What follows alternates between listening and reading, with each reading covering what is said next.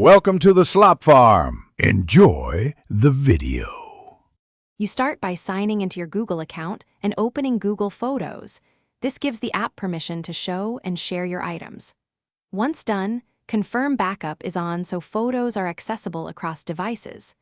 Now tap the profile icon, then select Photos settings to access sharing controls. Make sure location and sync are enabled for albums you plan to share.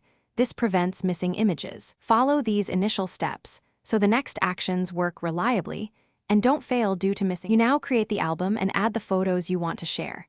This groups content for easier control. Once the album exists, tap the share icon. Choose Create Link for broad sharing or Invite by email for select people. Make sure to adjust permissions. Allow collaborators to add photos only if you want collective albums, and toggle link sharing on or off depending on privacy needs. These middle steps decide who can view, comment, or contribute, so set them with care before sending links. You finish by sending the album link or invite to your recipients. Pick message, email, or copy link into any app.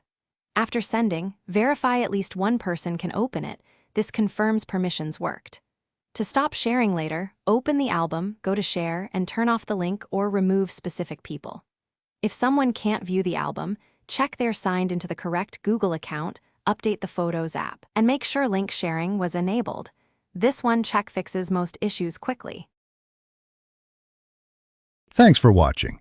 Consider subscribing if we helped you today.